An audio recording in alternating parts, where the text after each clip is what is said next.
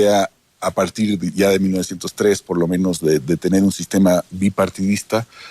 Estoy de acuerdo también que la idea de ellos no eran partidos de masas, no creo que haya sido para nada, eran democracias restringidas, pero tampoco exclusivamente una oligarquía.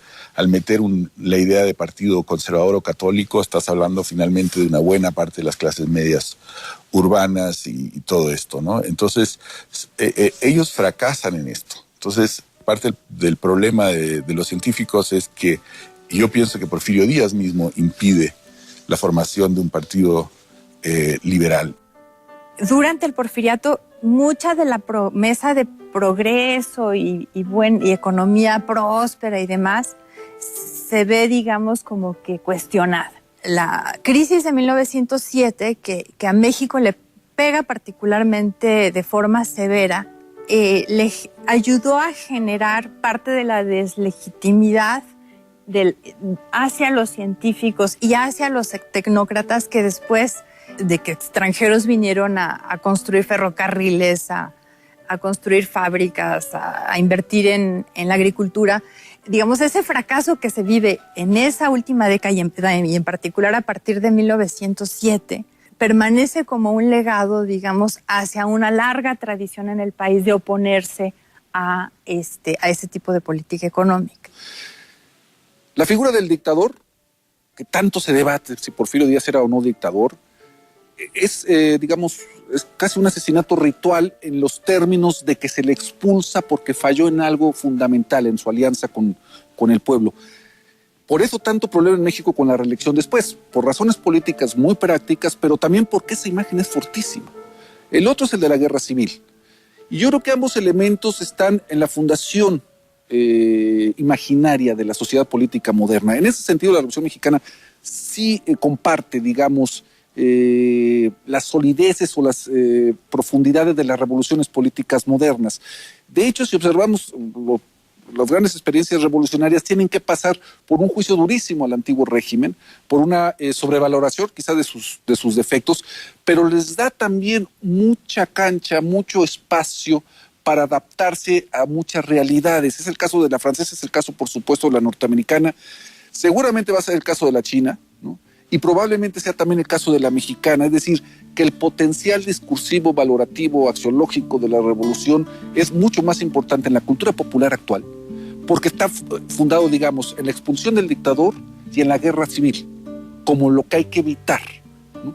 Y por eso la gente tiene relaciones, al menos en las encuestas que conocemos, sí, bastante buenas con la Revolución Mexicana. Más que cosa que alarma a los intelectuales y alarma a los tecnócratas, pero está en función de las seguridades que brindan hacia el futuro, con todos los problemas y limitaciones que yo comparto, pues. Bueno, y con esta con esta conclusión donde hace muchos años el historiador Alanay dijo que la Revolución Mexicana era un gobierno revolucionario y una gente recalcitrante, el profesor Ariel termina con un gobierno y una clase intelectual reaccionaria y unas masas revolucionarias.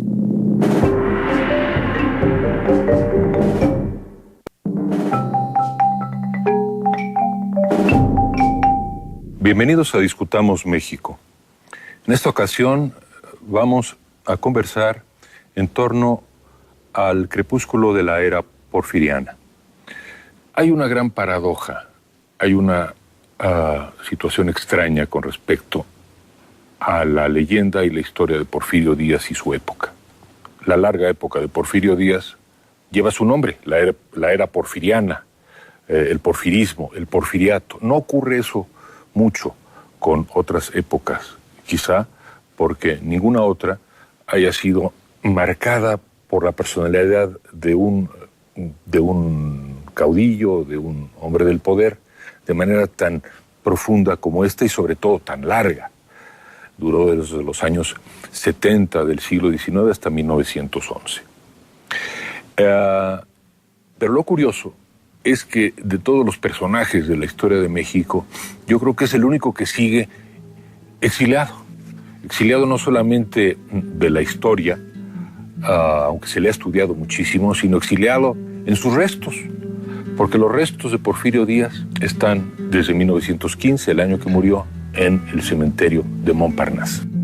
es simbólico del exilio al que lo ha condenado por larguísimos años y décadas la historiografía oficial de México. Entonces, queridos amigos, lo que vamos a intentar hacer ahora no es ni reivindicar el porfiriato y a Porfirio Díaz, ni tampoco deturpar a Porfirio Díaz y a su régimen. Vamos a intentar algo más difícil, sencillamente comprenderlo, o ayudar a comprenderlo y explicarlo. Quizá la identificación del régimen con una persona, con Porfirio Díaz, tanto así que se le ha llamado porfiriato a toda una época, ha hecho que se le desvincule o que se le considere casi la antítesis de los años precedentes, cuando en realidad lo que Porfirio Díaz representa es el triunfo del proyecto liberal que Juárez abanderó y que hizo, y que comenzó a poner en marcha cuando derrota al Segundo Imperio y salen los franceses del país. O sea, el triunfo republicano de 1867 inicia un proceso que en realidad viene culminando hacia finales del siglo, que es el de la consolidación de un Estado que le dé forma y posibilidad de existencia a esta nueva nación que es México. Yo creo que Díaz fue el presidente que Juárez hubiera querido ser. Juárez fue un presidente de guerra la mayor parte del tiempo. Y bueno, Díaz se formó en esas guerras, pero fue un presidente de pacificación. A pesar de pertenecer a la gran clase política liberal, sus estilos de hacer política son muy distintos. Y quizás tenga que ver eso también. Díaz pudo hacer lo que Juárez no pudo, que fue pacificar al país. Gobernar. Ese era el reto. ¿Y qué es gobernar?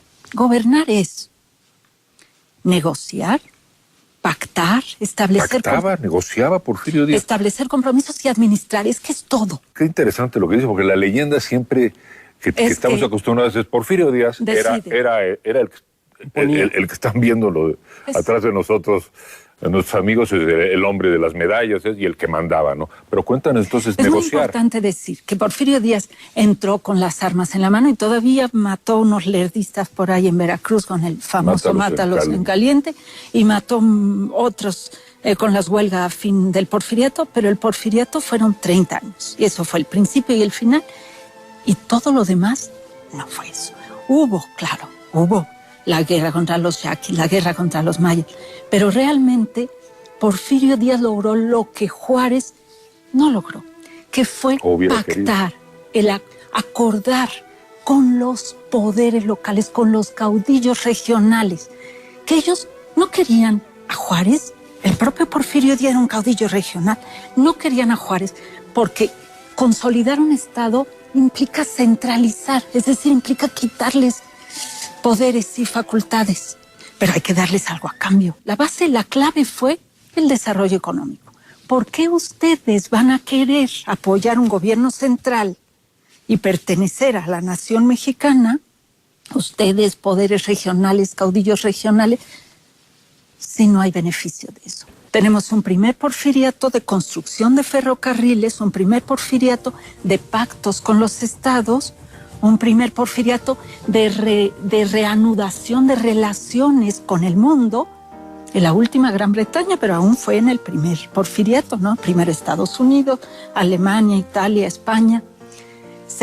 Francia se reanudan relaciones y viene el capital extranjero vía empresas extranjeras y también vía préstamos. El gobierno de